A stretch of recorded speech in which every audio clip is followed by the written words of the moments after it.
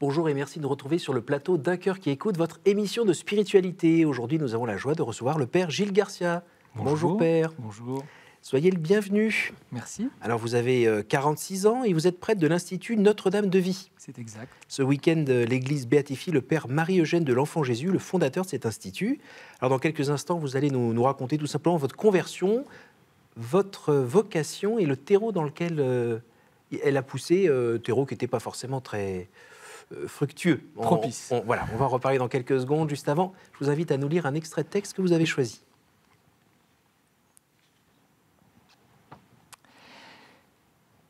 Il ne s'agit pas de garder la vérité pure de toute fausseté, comme si nous en étions les conservateurs, mais de la laisser sans fin nous purifier de notre fausseté, car nous en sommes les témoins.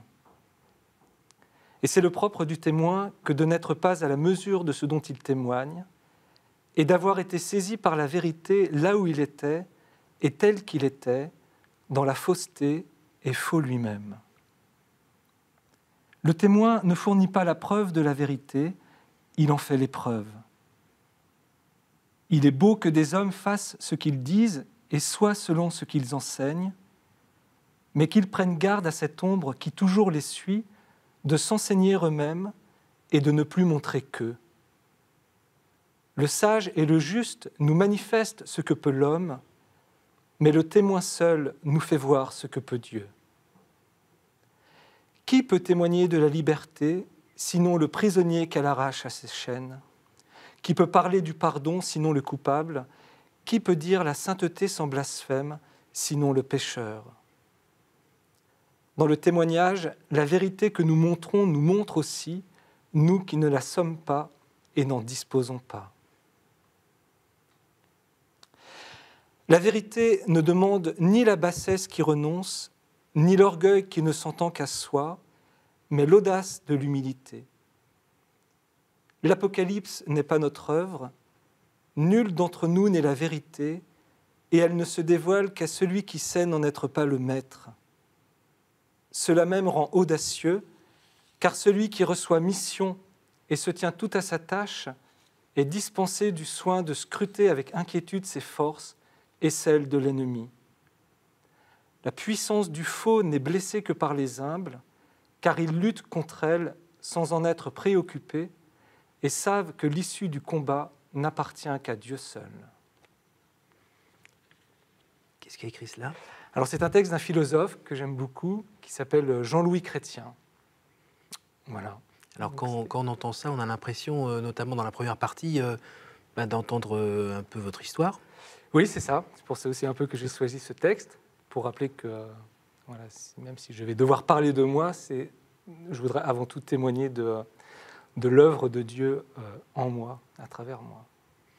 Alors, bon, pour commencer, on est bien obligé de débuter par le commencement. Ce fameux terreau, c'est la famille, hein, C'est ça. forcément. Et un terreau où, on va dire que vous êtes en région parisienne, Oui. dans une famille où le bon Dieu n'est pas très très présent. Non, c'est ça, c'était plutôt d'une manière culturelle. Donc j'ai été baptisé à la naissance, mais il n'y avait pas de véritable vie de foi à la maison. Et puis, bon, rapidement, ça s'est plutôt mal passé entre mes parents, donc ils ont été, je pense, pris par d'autres choses. Et donc, voilà, le divorce est survenu quand j'étais relativement jeune.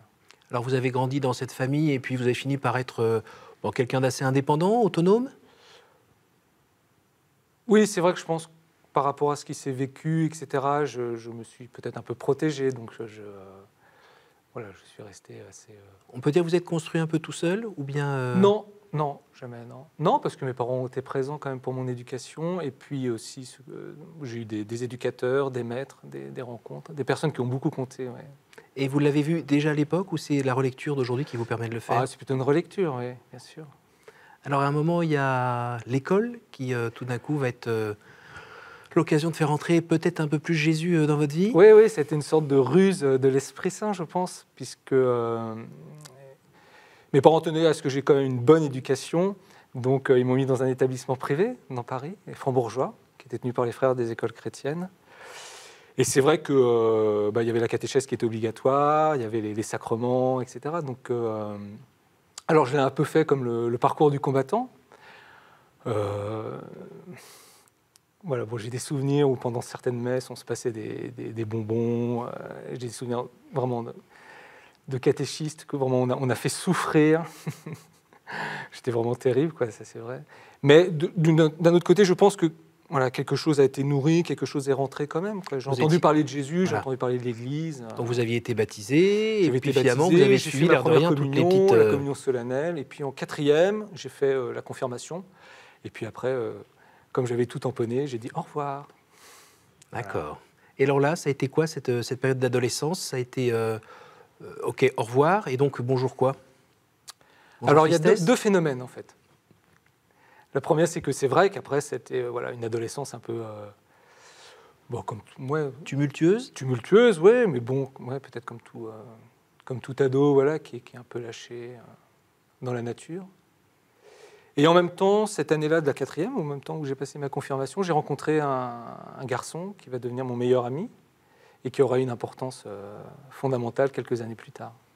Alors, avant qu'on arrive à ces quelques années plus Oui. tard, qu'est-ce qui va se passer là entre deux? C'est quoi? C'est les 400 coups? C'est du racket dans la rue? Non, un jeune chien fou, je pense. Enfin, bon, voilà, un adolescent vraiment très mal dans sa peau.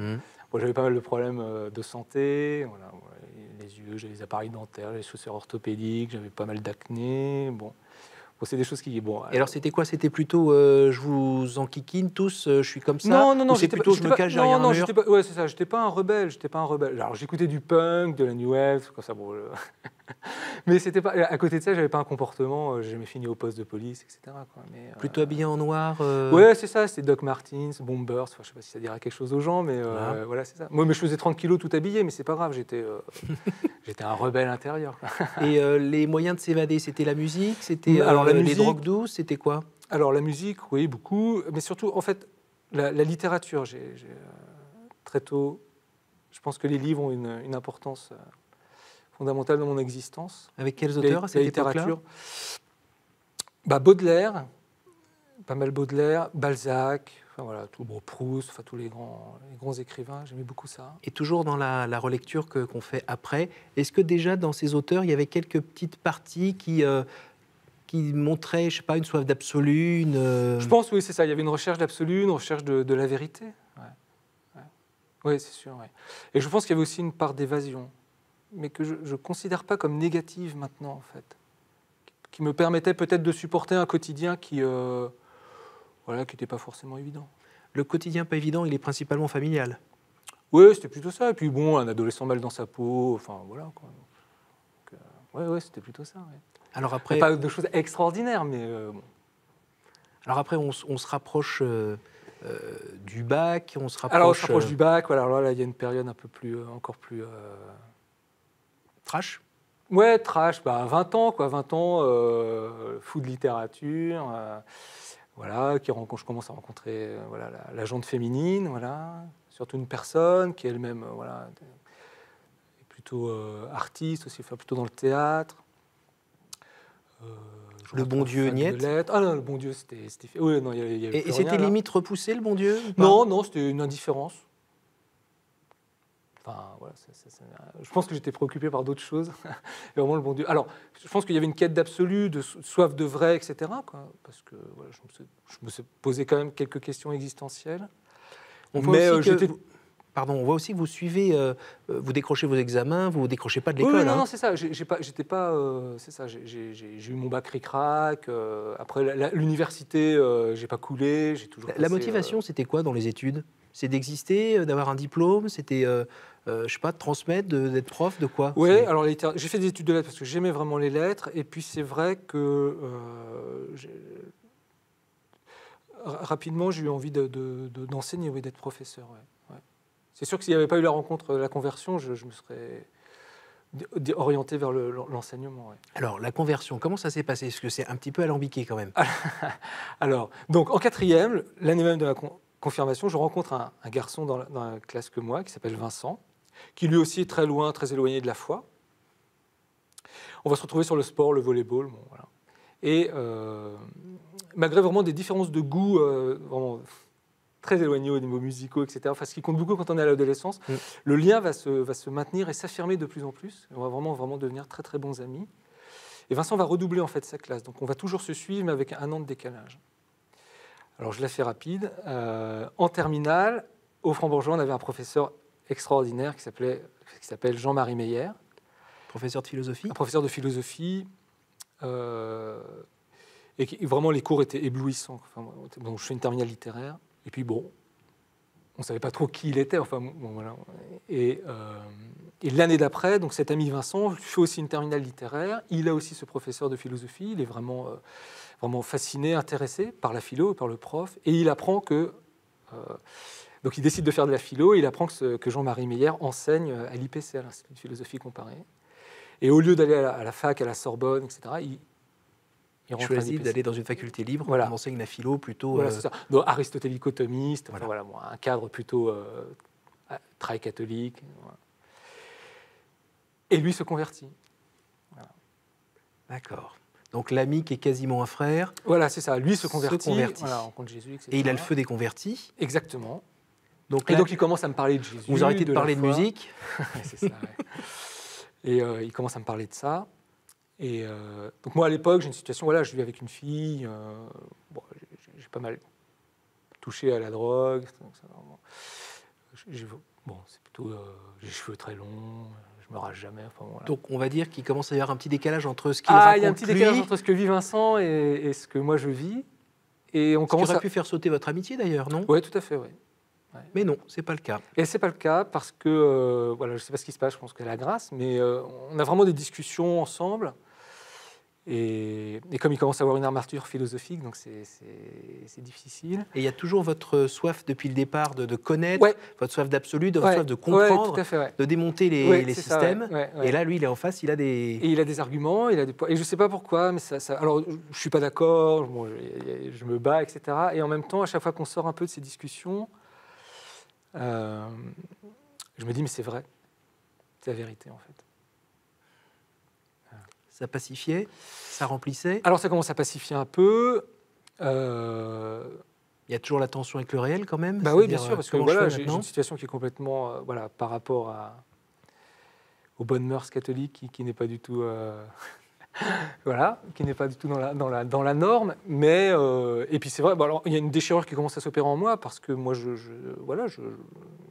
m'intéresse de plus en plus à Jésus, et puis et je vois bien que j'ai une situation qui n'est pas du tout conforme.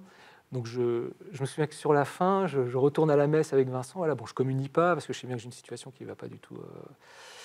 Non, je peux pas aller me confesser parce que moi j'ai pas envie de. Puis je suis amoureux de cette fille, donc j'ai pas envie de lâcher, etc. Quoi. Et ben voilà, bon, la situation va se dénouer puisque bon, ça va, on va rompre avec cette personne. Donc c'est elle qui va rompre et. Donc là, c'est quand même le rideau qui se déchire là. Parce que ça faisait plusieurs années que vous étiez avec elle et que vous... Ah oui, ça faisait plusieurs années, et puis voilà, c'était des années très riches. C'était pas une passade, c'était... Ah non, c'était pas pour moi, c'était sérieux, ouais, ça commençait à devenir sérieux. Vraiment. Et il y a eu le temps d'y avoir la peine de la déchirure? Ah bien sûr, oui, ça a duré quand même, ouais, c'était pas évident. Et Dieu a commencé à panser ses plaies du cœur, ou pas? Oui, c'est-à-dire que... Oui, je pense. Bah, ça a pris du temps, le temps de faire un deuil, etc., d'une vraie guérison. Alors j'ai un souvenir précis quand même après, si vous voulez. Donc au bout d'un certain temps, quand même, j'ai dit, bah là, tu peux aller te confesser en fait. Et donc un jour, j'ai pris mon courage à deux mains, et voilà, je ne sais pas pourquoi, j'étais à Saint-Sulpice, voilà. Il y avait des confessions. J'ai rencontré un prêtre, voilà, ça a duré un petit temps. Et puis voilà, le seul souvenir que j'ai jamais eu rien eu j'ai pas eu d'illumination, de choses extraordinaires, etc. Mais je suis sorti du sacrement de la réconciliation et j'avais soif de recevoir le Christ. Voilà.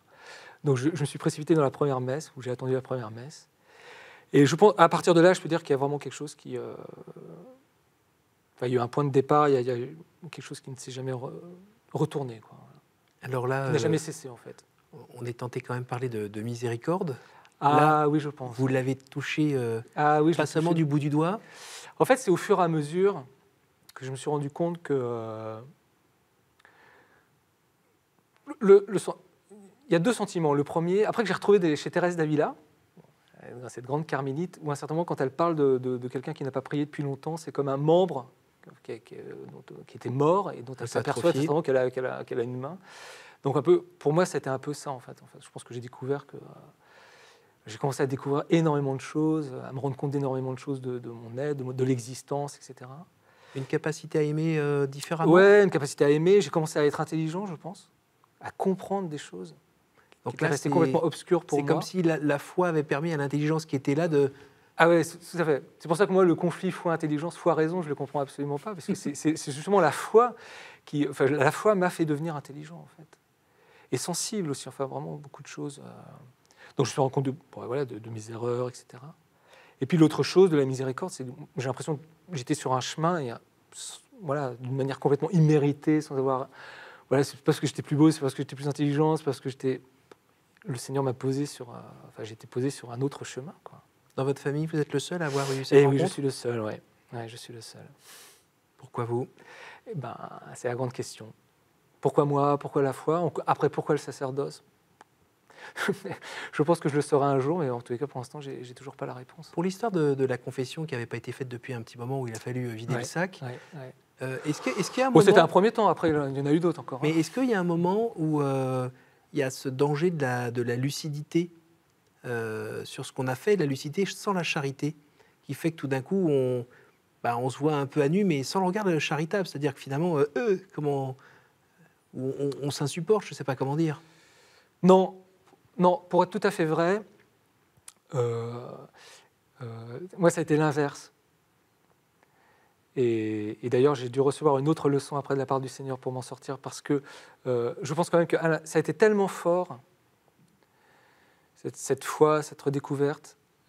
Et puis après, tout ce qu'on a vécu là, avec Vincent, donc on était toute une bande de convertis, on a lu énormément, on a fait beaucoup de pèlerinages, on a été le groupe de prière, enfin vraiment, il y avait une émulation entre nous, et puis bon, peut-être une gourmandise aussi. Si vous voulez, la conversion est tellement forte qu'on a l'impression d'être arrivé. Donc moi, en fait, ce qui s'est passé, c'est que je me suis dit, ça y est, j'ai la sainteté, c'est arrivé. Ouais, je fumais du jour au lendemain, j'ai arrêté de fumer. Bon, non seulement des substances un peu illicites, mais même la cigarette, etc. J'avais le Walkman en permanence sur les oreilles. Du jour au lendemain, ça a été fini. Enfin, il y a eu quand même quelque chose de radical. Après, je m'en suis rendu compte. Et du coup, en fait, il y a un certain orgueil qui est né, finalement. Et j'ai dû vivre d'autres choses qui m'ont vraiment fait prendre conscience de ma véritable pauvreté. Et alors, parmi ces autres choses, vous en avez une à nous raconter qui vous a permis justement de vous rendre compte qu'il y avait en plus cet orgueil qui tout d'un coup avait pris une place. Oui, et en fait, j'ai une autre expérience amoureuse avec une jeune fille où elle vraiment a été pour moi éducatrice en fait, et m'apercevoir que en fait j'étais un pauvre type et que j'avais encore beaucoup de chemin à faire, etc. pour être dans la vérité. Donc à qui je dois beaucoup. Et puis j'ai interrompu mes études de lettres pour commencer des études de philosophie. Donc j'ai fait l'IPC, donc pour une conversion de l'intelligence. C'était un prêtre qui m'avait conseillé ça. Et je me suis aperçu aussi de toutes les lacunes que j'avais. Et puis j'ai pu avoir la chance aussi de travailler avec des personnes handicapées mentales. Pendant 2 ans, j'ai travaillé dans un foyer. Alors ça vous a changé votre regard sur quoi ? Sur les autres, sur vous-même ? En fait, comme on le dit souvent, de travailler avec des personnes handicapées, handicapées, c'est ça, au foyer de l'Espérance à Paris, rue de la Harpe. Comme on voit le témoignage de gens, enfin d'éducateurs qui ont été en contact avec les personnes ayant un handicap, c'est eux qui nous transforment en fait. Et donc c'est vrai que ils sont bruts de décoffrage, donc leur simplicité, etc., d'une certaine manière, leur pauvreté me renvoyait à ma propre pauvreté, donc ça c'était plutôt violent, c'était plutôt dur à avaler. Et en même temps, ils m'ont simplifié, quoi, ça, c'est sûr. Et puis ils m'ont fait découvrir un aspect de l'humanité, de l'humain, qui est, voilà, on est des êtres pauvres, on est des êtres fragiles. Mais voilà, avec la grâce de Dieu, tout est possible. Donc ça m'a humanisé. Enfin voilà, je pense que j'ai découvert aussi. Alors avec le groupe des amis avec Vincent, il y a quelque chose que vous découvrez et qui est vraiment passionnant, c'est l'adoration. Alors plus que l'adoration, c'est plutôt l'oraison. L'oraison, l'oraison. Donc c'est la spiritualité carmélitaine. Voilà. C'est-à-dire que quand on faisait l'IPC, il y avait une session de théologie tous les ans, voilà, que tous les étudiants devaient faire d'une manière obligatoire. Donc moi, je n'étais pas encore rentré à l'IPC, c'était juste après ma conversion. Mais Vincent, voilà, il avait demandé au recteur de l'époque, au président de l'époque de l'IPC, si je pouvais participer à cette session. Donc Monsieur Clément avait dit oui. Je l'en suis infiniment reconnaissant, André Clément. Et moi, je me suis retrouvé dans une session de théologie qui, cette année-là, pour la première fois, était animée par des prêtres de Notre-Dame de Vie. Donc, ce qui se passait, c'est que dans la journée, c'était des cours de théologie. Donc, le thème, c'est la Trinité. J'ai absolument rien compris. Et le soir, c'était plus quelque chose de spirituel. Et donc, ils nous ont introduits, il y avait 2 prêtres de Notre-Dame de Vie qui nous ont introduits à la spiritualité du Carmel, à l'oraison silencieuse, voilà, à l'exercice de la foi, dans la prière, etc., quoi. Ce qui fait que finalement, vous allez finir par rentrer chez eux, mais C'est ça. alors je saute un peu les étapes. Vous sautez pas mal d'étapes. Je saute un peu les étapes, mais c'est juste pour comprendre pourquoi, puisque là, on est en train de fêter la béatification du Père Eugène-Marie de l'Enfant Jésus. Marie-Eugène, pardon. Pourquoi être allé, j'ai envie de dire, je vais être un peu provocant, mais vers la copie plutôt que vers l'original, avec Sainte Thérèse d'Avila, avec Jean de la Croix? Eh ben, c'est la lecture de Je veux voir Dieu. Donc c'est le maître ouvrage du Père Marie-Eugène. C'est-à-dire que c'est vrai qu'immédiatement, donc ça c'est aussi une grâce de Seigneur, hein, c'est-à-dire que j'ai mis tout de suite l'oraison dans ma vie, après cette rencontre avec ces prêtres, et la spiritualité du Carmel tout de suite m'a touché, donc surtout Saint Jean de la Croix. Mais quand j'ai commencé à lire Je veux voir Dieu, c'était pas simplement un livre de spiritualité ou de théologie spirituelle que je lisais ou de mystique, mais j'avais un père qui me parlait, quoi. Et qu'est-ce qu'il disait? Il me disait je t'aime. Il me disait tu es aimé du Seigneur, voilà, parce que le Père Marie-Eugène, sa vocation c'était comme il le disait, de conduire les hommes à Dieu. Et voilà, c'était une médiation où je me sentais profondément aimé. Ce que je lisais me rejoignait et j'avais envie de le suivre, quoi.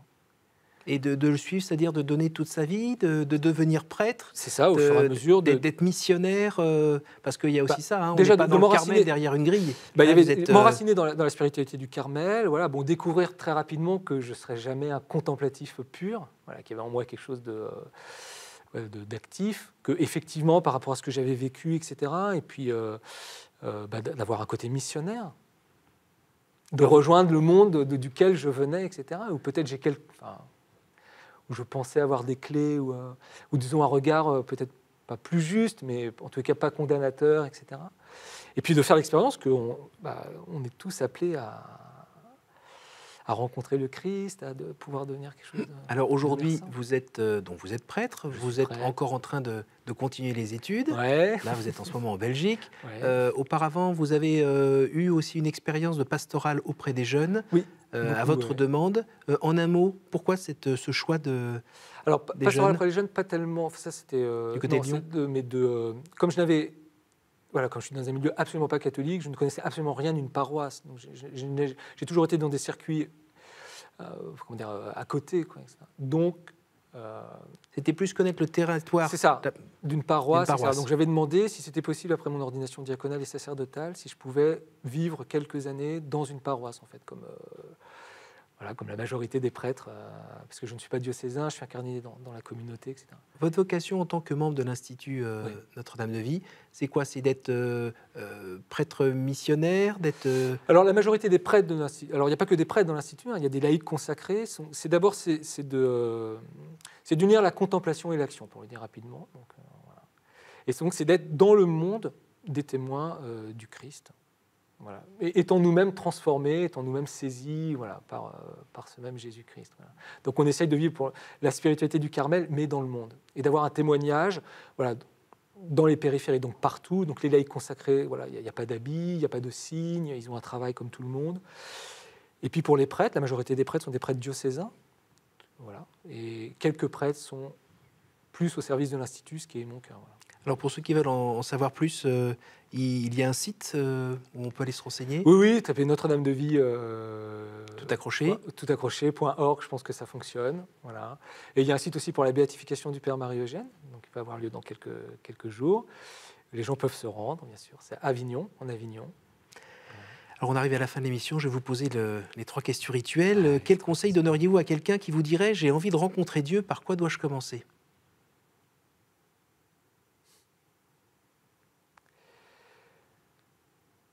Ouvre l'Évangile et rencontre des témoins. Quel est votre héros, votre saint, la personne que vous trouvez admirable? Et bien maintenant, je peux le dire, le bienheureux Père Marie-Eugène de l'Enfant Jésus. Au jour du jugement, qu'aimeriez-vous que Dieu vous dise?